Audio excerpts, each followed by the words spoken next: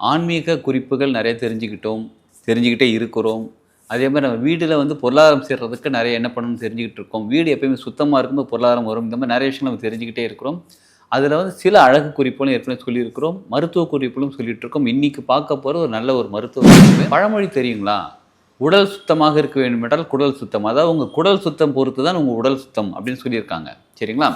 அப்போ நம்ம குடல் சுத்தமாக இருக்க வேண்டும் அப்படின்னு நம்ம நினைக்கிறோம். நம்ம இப்போ இருக்கிற ஃபுட்டு கலாச்சாரத்தில் வந்து நம்ம ஃபாஸ்ட் ஃபுட் சாப்பிட்றோம், மேகி இந்த மாதிரி நிறைய விஷயங்கள் சாப்பிட்றோம். கெமிக்கல் கலந்த உணவுகள் நிறைய இருக்குது. சிலருக்கு கேஸ்ட்ரிக் ப்ராப்ளம் இருக்குது, ஒரு மாதிரி ஸ்மெல் இருக்குது, இந்த மாதிரிலாம் இருக்குது பாருங்கள். அவங்களுக்கு எல்லாமே சரியாக ஆரம்பிக்கும். சரிங்களா? அது குடிக்கணும். குடிச்சிட்டு ஒரு அரை மணி நேரம் கழிச்சு நீங்கள் சுடுதண்ணி குடிச்சிக்கிட்டே இருங்க. சுடுதண்ணி வார்ம் வாட்டர் குடிச்சிக்கிட்டே இருங்க. குடிக்க உடம்புல இருக்கக்கூடிய கழிவுகள் வெளில போக ஆரம்பிக்கும். சரிங்களா? மோஷன் நல்லா போகும். இதை பண்ணினா உடம்புல ஒரு கெமிக்கல் கழிவுகள் வெளில போகும். இதை வந்து வாரத்தில் ஒரு நாளும் செய்யக்கூடாதுங்க.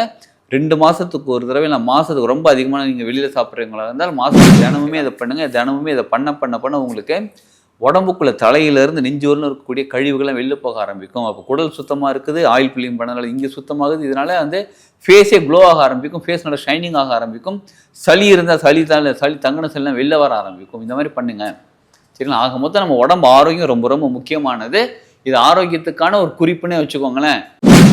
வாழ்க வளமுடன். Healing hands education healing centre தங்கள் அன்புடன் வரவேற்கிறது. ஆன்மீக குறிப்புகள் நிறைய தெரிஞ்சுக்கிட்டே இருக்கிறோம். அதே மாதிரி நம்ம வீட்டில் வந்து பொருளாதாரம் சேர்றதுக்கு நிறைய என்ன பண்ணணும்னு தெரிஞ்சுக்கிட்டு இருக்கோம். வீடு எப்பயுமே சுத்தமாக இருக்கும்போது பொருளாதாரம் வரும். இந்த மாதிரி நிறைய விஷயங்கள் நம்ம தெரிஞ்சுக்கிட்டே இருக்கிறோம். அதில் வந்து சில அழகு குறிப்புகளும் ஏற்கனவே சொல்லியிருக்கிறோம். மருத்துவ குறிப்புகளும் சொல்லிட்டு இருக்கோம். இன்றைக்கி பார்க்க போகிற ஒரு நல்ல ஒரு மருத்துவ குறிப்பு. ஒரு பழமொழி தெரியுங்களா? உடல் சுத்தமாக இருக்க வேண்டும் என்றால் குடல் சுத்தம். அதாவது உங்கள் குடல் சுத்தம் பொறுத்து தான் உங்கள் உடல் சுத்தம் அப்படின்னு சொல்லியிருக்காங்க. சரிங்களா? அப்போ நம்ம குடல் சுத்தமாக இருக்க வேண்டும் அப்படின்னு நம்ம நினைக்கிறோம். நம்ம இப்போ இருக்கிற ஃபுட்டு கலாச்சாரத்தில் வந்து நம்ம ஃபாஸ்ட் ஃபுட் சாப்பிட்றோம், மேகி இந்த மாதிரி நிறைய விஷயங்கள் சாப்பிட்றோம். கெமிக்கல் கலந்த உணவுகள் நிறைய எடுத்துக்கிறோம். இதெல்லாம் வந்து என்ன பண்ணுது அப்படின்னு கேட்டால், நம்ம உடம்பால் ஓரளவு தான் கெமிக்கலை வெளியில் கொண்டு போக முடியும். மற்றபடி உடம்புக்குள்ளே இருக்கக்கூடிய கெமிக்கல் உடம்புக்குள்ளே தங்கும். இது தங்குறதுனால என்ன ஆகுதுன்னு கேட்டால் நிறைய ப்ராப்ளம் வருது. ஸ்கின் டோன் மாறுது, ஸ்கின்ல பிம்பிள்ஸ் வர மாதிரி இருக்குது, உடம்புல வலி ஏற்படக்கூடியதாக இருக்குது. இந்த மாதிரி எக்கச்சக்கமான ப்ராப்ளம்ஸ் வருது பார்த்தீங்களா? இதற்கெல்லாமே சொல்யூஷன் என்ன தெரியுங்களா? அந்த காலத்தில் பார்த்தீங்க அப்படின்னா ஒரு அதாவது கிராமத்து பக்கம்லாம் பார்த்தீங்கன்னா 2-3 விஷயம் செய்வாங்க. அப்பப்போ என்ன பண்ணுவாங்க, குழந்தைங்களா இருக்கும்போது குழந்தைங்களை கூப்பிட்டு இந்த வேப்ப இலை இருக்குது பாருங்கள், வேப்பம் கொழுந்து அதை நல்லா அரைச்சிட்டு உருண்டை பண்ணி காமி விட்டு வாயில் போட்டு நீ போய் விளையாடுன்னு சொல்லி அனுப்பிச்சி விட்ருவாங்க. பெரியவங்க அந்த மாதிரி பண்ணுவாங்க. அதே மாதிரி வாரத்தில் ஒரு நாள் ஒரு ஸ்பூன் விளக்கெண்ணெய் தூக்கி ஊட்டி விட்ருவாங்க, வயிறு கிளீன் ஆகட்டும்னு சொல்லி விட்ருவாங்க. அதே மாதிரி இன்னொரு விஷயம் கவனிச்சிங்கன்னா, இப்போ அதை பண்ணுறதில்ல, இந்த ஆமணக்குன்னு சொல்லுவாங்க பார்த்தீங்களா? ஆமணக்குலேருந்து விளக்கெண்ணெய் எடுக்கிறாங்க. அந்த ஆமணக்கு விதையை எடுத்து அதுலேருந்து தான் விளக்கெண்ணெய் எடுக்கிறாங்க. அந்த விதையை எடுத்து இந்த இட்லிக்கு தோசைக்கெல்லாம் மாவு அரைப்பாங்க தெரியுங்களா? அதில் போட்டு சேர்த்து அரைப்பாங்க. எங்கள் பாட்டி அந்த மாதிரி அரைச்சிருக்காங்க. என்னன்னு கேட்டால் அவங்க சொல்லுவாங்க, அது விளக்கெண்ணெய் தான் சாப்பிட மாட்டேங்கிறா நீங்களாம், இப்படியே சொல்லுவாங்க. விளக்கெண்ணெலாம் சாப்பிட மாட்டேங்கிறா. இப்போ இந்த இட்லி சாப்பிட்றதுனால, இந்த தோசை சுட்டு சாப்பிட்றதுனால உடம்புக்குள்ள அந்த கழிவுகள் தங்காது, அப்படியே வெளியில் போயிடுன்னு சொல்லுவாங்க. இப்போ நம்ம அங்கே விளக்கெண்ணே நம்ம பார்க்குறதில்ல. விளக்கெண்ணு திட்டுறமோ தவிர விளக்கெண்ணெய் பார்க்குறதில்ல. இந்த விளக்கெண்ணெய் சாப்பிட்றதுக்காகவே இருக்கக்கூடிய விளக்கெண்ணெய் கடையில் வாங்கிக்கோங்க. வாங்கிக்கிட்டு வாரத்தில் ஒரு நாளைக்கு அந்த விளக்கெண்ணெய் அப்படி எடுத்து குடிக்கலாம். சரி, இது ஒரு விதமான அது வந்து நார்மலாக வயிறு க்ளீன் ஆகிறது, குடல் சுத்தமாகிறது. சரிங்களா?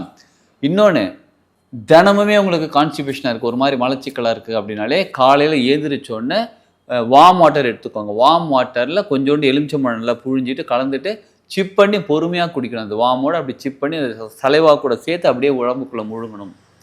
இது முழுங்கும் போது வயிறு க்ளீனாக ஆரம்பிக்கும். இதில் தேவைப்பட்டால் கொஞ்சோண்டு தேன் கலந்துக்கலாம். யாருக்கு ரொம்ப கொஞ்சம் குண்டாக இருக்கிறவங்க உடம்பு இளைக்கணும்னு நினச்சிங்கன்னா தேனும் கலந்து குடிக்கலாம். ஏற்கனவே நாங்கள் ஒல்லியாக தாங்க இருக்கிறேன், எனக்கு இந்த பாடி கரெக்டாக தாங்க இருக்குது அப்படின்னு நீங்கள் நினைக்கிறவங்க எலுமிச்சம்பழம் மட்டும் போட்டு குடிக்கலாம். சரிங்களா? அப்படி குடிக்கும்போது உங்களுக்கு என்ன ஆகும் அப்படின்னு பார்த்தா, உங்கள் உடம்புல கூடிய கழிவுகள் சீக்கிரமாக வெளியில் போக ஆரம்பிக்கும். இதில் இன்னொரு டிப்ஸ் சொல்கிறேங்க. மாதுளம் பிஞ்சு கிடச்சதுன்னா வாங்கிக்கோங்க. ஒரு 2 பிஞ்சில் 3 பிஞ்சு போதும். மாதுளம் பிஞ்சு குட்டியாக இருக்கணுங்க. மாதுளம் பிஞ்சு வாங்கிட்டு வந்துட்டு அதை கட் பண்ணிவிட்டு மிக்சியில் ஜாரில் போட்டு நல்லா ஸ்மாஷ் பண்ணுங்கள். அந்த மாதுளம் பிஞ்சு நல்லா ஸ்மாஷ் பண்ணுங்கள். ஃபுல்லாக அப்படி ஜூஸ் மாதிரிலாம் அரையாது, நிறைய கொஞ்சம் தண்ணி ஊற்றி ஸ்மாஷ் பண்ணுங்கள். கொஞ்சமாக தண்ணி ஊற்றி அதை ஸ்மாஷ் பண்ணுங்கள். ஸ்மாஷ் பண்ணிவிட்டு அதை ஃபில்டர் பண்ணிவிடுங்க. சரிங்களா? ஃபில்டர் பண்ணிவிட்டு அந்த தண்ணியை குடிங்க. அதற்கு முன்னாடி நாள் நீங்கள் லைட் ஃபுட்டாக சாப்பிடணும், காரமே இல்லாமல் உணவு எடுத்துருக்கணும். அதுக்கு அடுத்த நாள் காலையில் வெறும் வயிற்றில் குடிக்கணும். சரிங்களா? நார்மல் வாட்டர்லேயே போட்டு குடிங்க. குடிச்சிங்கன்னா கொஞ்ச நேரத்தில் வயிறு க்ளீன் ஆக ஆரம்பிக்கும். உடம்புல இருக்கக்கூடிய கெமிக்கல் கழிவுகள் அதில் க்ளீன் ஆக ஆரம்பிக்கும்.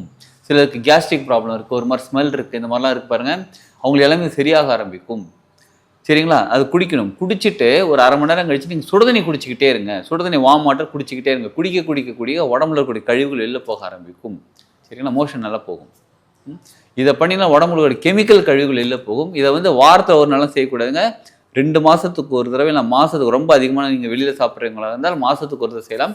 நாங்க நார்மலா வீட்டு ஃபுட் தாங்க சாப்பிடுறோம் அப்படின்னீங்கன்னா, நீங்க மாசத்துக்கு 2 மாசத்துக்கு ஒரு தடவை செஞ்சா போதும். சரிங்களா? இத செய்யுங்க. ஃபர்ஸ்ட்டு வந்து இத கழிவுகள் நீக்கிறதுக்கு நம்ம தெரிஞ்சுக்கிட்டு இருக்கிறோம். கழிவு சேராம இருக்கிறதுக்கு என்ன பண்ணணும்னு கேட்டா, ஜங்க் ஃபுட் சாப்பிடுறத கொஞ்சம் கம்மி பண்ணிக்கோங்க. முக்கியமா பிரிசர்வேட்டிவ் கலந்த உணவுகள் சாப்பிடுறத கம்மி பண்ணிக்கோங்க. பேக்கெட் ஃபுட் சாப்பிடுறத கம்மி பண்ணிக்கோங்க. எது வேணா ஃப்ரெஷ்ஷா வாங்கி சாப்பிடுங்க. சிப்ஸ் அந்த மாதிரி நிறைய விஷயங்கள் இப்போ வந்து பேக்கெட்ல கிடைக்குது. அது 6 மாசத்துக்கு 1 வருஷத்துக்குலாம் வந்து நமக்கு இது போட்டு குடுக்குறாங்க. எக்ஸ்பைரி டேட்லாம் போட்டு குடுக்குறாங்க. இதே நம்ம ஸ்வீட் கடையில போயிட்டு, நார்மல் கடையில போயிட்டு ஒரு சிப்ஸ் வாங்குறோம் அப்படின்னா, அது 4, 5 நாள் இல்ல 1 வாரம் தான் தாங்குதுன்றாங்க. அது அப்புறம் எப்படி இது மட்டும் ரொம்ப நாளா இருக்குன்னு கேட்டா, பிரிசர்வேட்டிவ் ஆட் பண்றாங்க. ஸோ பிரிசர்வேட்டிவ் இருக்கக்கூடிய உணவுகள கம்மி பண்ணுங்க. அதே மாரி உடம்புல இருக்கக்கூடிய ஈரப்பதத்த ஈர சக்தி இருக்கு பாருங்க, ஈரம். அத உறிஞ்சக்கூடிய உணவுகள கம்மியா சாப்பிடுங்க. பிரெட்டு, பன்னு, பிஸ்கெட்ஸ் இந்த மாரி விஷயங்கள்லாம் அதிகமா சாப்பிடாதீங்க. கம்மியா சாப்பிட ஆரம்பிங்க. சாப்பிடவே வேணாம்னு சொல்லலங்க. நெறைய பேருக்கு அந்த பழக்கம் இருக்கு, சாப்பிடுற பழக்கம் இருக்கு. கொஞ்சம் கொஞ்சமா கம்மி பண்ணிக்கோங்க. எந்த அளவுக்கு நீங்க உங்க உணவுல கண்ட்ரோலா, கரெக்ட்டா கட்டுப்பாடோட இருக்கீங்களோ, அந்த அளவுக்கு உங்க உடம்பு ஆரோக்கியமாக இருக்கும். நமக்கு உடம்பு ஆரோக்கியம் முக்கியமா? இல்ல எனக்கு டேஸ்ட்டா நல்லா முக்குன்னு முக்கி எடுக்கிறது தான் முக்கியமான்னு கேட்டா, உடம்பு ஆரோக்கியம் தான் முக்கியம். டேஸ்ட்டுங்கிறது அந்த நேரத்துல டெம்பரவரியா இருக்கக்கூடிய சுகம். ஆனா உடம்பு ஆரோக்கியங்கிறது எப்பயுமே இருக்கக்கூடிய சுகம். நமக்கு எப்பயுமே இருக்கக்கூடிய சுகத்த பார்ப்போம். உடம்ப எப்பயுமே பேலன்ஸா வச்சுக்கோங்க. ரொம்ப குளிர்ச்சியாவும் இருக்கக்கூடாது, ரொம்ப சூடாவும் இருக்கக்கூடாது. பேலன்ஸா இருக்கிறது என்ன தெரியுமா பண்ணணும்? வாரத்துல 2 நாள் எண்ணெய் தேய்ச்சு குளிக்கணும். நிச்சயமா ஞாயிற்றுக்கிழமை அன்னைக்கு எண்ணெய் தேய்ச்சு குளிக்கக்கூடாது. நல்லெண்ணெய லைட்டா சுட வச்சுட்டு, தலையில நல்லா மசாஜ் பண்ணுங்க. உடம்பு ஃபுல்லா கூட போட்டு குளிக்கிறது ரொம்ப ரொம்ப சிறப்பு. உடம்புல ஜாயிண்ட் பெயின்லாம் இருந்தாலும் சரியாக ஆரம்பிக்கும். ஃபியூச்சர்ல ஜாயிண்ட் பெயின் வராம இது தடுக்கும். சரிங்களா? இத பண்ணுங்க. அதே மாரி ஆயில் புல்லிங் டெய்லி பண்றது நல்லது. நல்லெண்ணெய் வந்து ஒரு 2, 3 ஸ்பூன் எடுத்து வாயில வச்சுட்டு, எப்ப காலையில எழுந்திரிச்சோன பிரஷ் பண்ணி ஒரு 10 நிமிஷம் கழிச்சு, அந்த நல்லெண்ணெய வாயில வச்சுட்டு அப்படியே அமைதியா உட்காரு 15, 20 நிமிஷம் உட்காருங்க. நீங்க பாட்டுக்கு உங்க வேலைய பண்ணிக்கிட்டே இருங்க. பண்ணிக்கிட்டே இந்த ஆயில் புல்லிங் அப்படி கொப்பளிச்சுக்கிட்டே இருங்க. கொப்பளிச்சுட்டு 20 நிமிஷம் கழிச்சு துப்பிடுங்க. தினமுமே இத பண்ணுங்க. தினமுமே இத பண்ண உங்களுக்கு உடம்புக்குள்ள தலையிலிருந்து நெஞ்சு வரலும் இருக்கக்கூடிய கழிவுகள்லாம் வெளில போக ஆரம்பிக்கும். அப்போ குடல் சுத்தமா இருக்குது. ஆயில் புல்லிங் பண்ணனால இங்க சுத்தமாகுது. இதனால வந்து ஃபேஸே க்ளோ ஆக ஆரம்பிக்கும். ஃபேஸ் நல்லா ஷைனிங் ஆக ஆரம்பிக்கும். சளி இருந்தா சளி தங்கின சளிலாம் வெளில வர ஆரம்பிக்கும். இந்த மாதிரி பண்ணுங்க. சரிங்களா? ஆக மொத்தம் நம்ம உடம்பு ஆரோக்கியம் ரொம்ப ரொம்ப முக்கியமானது. இது ஆரோக்கியத்துக்கான ஒரு குறிப்புன்னே வச்சுக்கோங்களேன். நீங்க இத ஃபாலோ பண்ணுங்க. ஃபாலோ பண்ணீங்கன்னா நிச்சயமா உங்கள உடல் ஆரோக்கியமா இருக்கும். உடல் ஆரோக்கியமா இருக்கும்போது ரொம்ப நாள் அப்படியே வாழப் போறோம் அந்த மாதிரிலாம் கணக்கு இல்லைங்க. நான் சொல்ல வர்றது எதுக்குன்னா, இருக்கிறவர்களும் சந்தோஷமா இருக்கணும், ஆரோக்கியமாக இருக்கணும். அது எப்ப கிளம்புவோம்லாம் நமக்கு தெரியாது. ஆனா இருக்கிறவர்களும் ஆரோக்கியமா இருக்கிறது தான் சிறப்பான வாழ்க்கை. இப்ப நிறைய பேர் வந்து ஆரோக்கியத்தை தான் தேடிட்டு இருக்காங்க. அது எங்கேயுமே இல்லை, நம்ம கிட்ட தான் இருக்குது. அதனால இதை பயன்படுத்திக் கொள்ளுங்கள். உடம்பு சுத்தப்படுத்துங்க. நிச்சயமாக நம்ம வெளியில மட்டும் இல்லைங்க, உள்ளுக்குள்ள சுத்தப்படுத்த வெளியில நல்லா இருக்க ஆரம்பிக்கும். சரிங்களா? அப்ப இந்த பயன்படுத்திக் கொள்ளுங்கள். நம்ம உடம்பு ஆரோக்கியமா வச்சு சந்தோஷமா மகிழ்ச்சியா ஜாலியா வாழலாம். வாழ்க வளமுடன்.